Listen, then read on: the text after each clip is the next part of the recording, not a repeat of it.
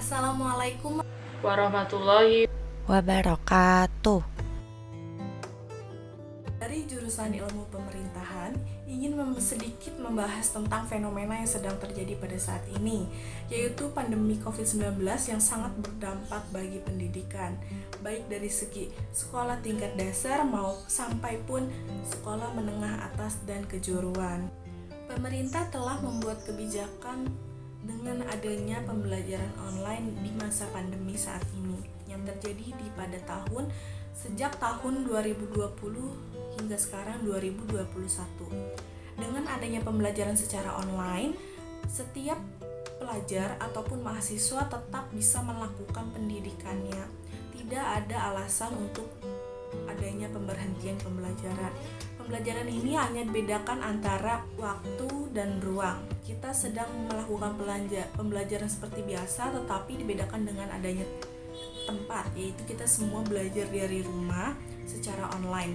Dengan itu kita tetap bisa mendengarkan, memahami dengan adanya pembelajaran yang disampaikan oleh para guru dan dosen. Setiap pembelajaran yang dilakukan, para pelajar ataupun mahasiswa tetap mengikuti peraturan yang disediakan oleh setiap guru atau dosennya, karena pendidikan sangat penting bagi penerus bangsa.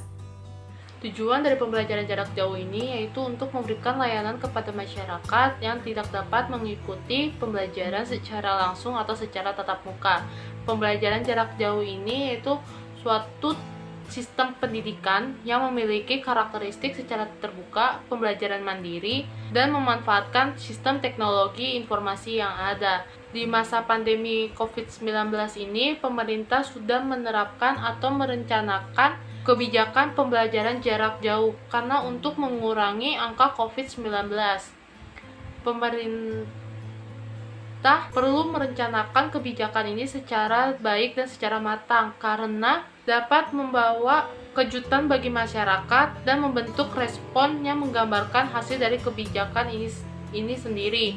Salah satu mengantisipasi dampak penerapan kebijakan adalah dengan pilot study.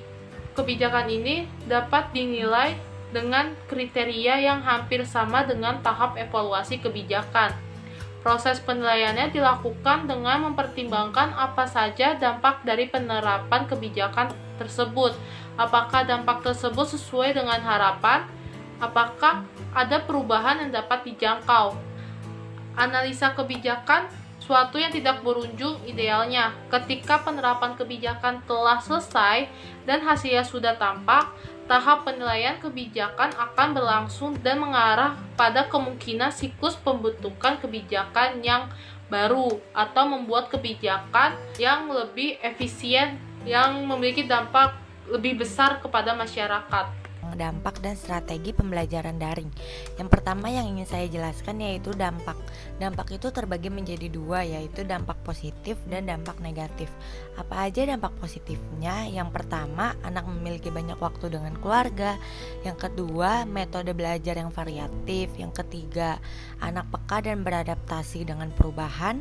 Yang keempat, mau atau tidak, anak pasti harus mengeksplorasi teknologi. Yang kelima, sebagian anak merasa nyaman belajar dari rumah karena tidak ada yang merisak. Dan apa aja sih dampak negatif dari pembelajaran daring ini? Yaitu yang pertama, ancaman putus sekolah. Yang kedua, penurunan capaian belajar. Yang ketiga, tanpa sekolah anak berpotensi menjadi korban kekerasan rumah tangga karena tidak diawasi dengan guru. Yang keempat, keterbatasan gawai dan kuota internet sebagai fasilitas penunjang belajar daring. Yang kelima, anak berisiko kehilangan pembelajaran. Yang keenam, anak kurang bersosialisasi. Bagaimana strategi pembelajaran daring atau pembelajaran jarak jauh dapat berjalan dengan efektif? Yang pertama, tetapkan manajemen waktu atau atur waktu belajar dengan teratur. Kerjakan dengan fokus tugas yang diberikan oleh guru atau dosen. Yang kedua, persiapkan teknologi yang dibutuhkan. Kalian harus mengetahui peralatan-peralatan apa aja sih yang dibutuhkan untuk melakukan pembelajaran jarak jauh ini. Yang ketiga, belajarlah dengan serius. Kebanyakan dari kalian ini kalau misalnya lagi daring, kalian bukannya belajar tapi malah membuka sosial media yang lain. Jadi terpacu dengan video yang lain gitu, bukan dengan pembelajaran daring ini.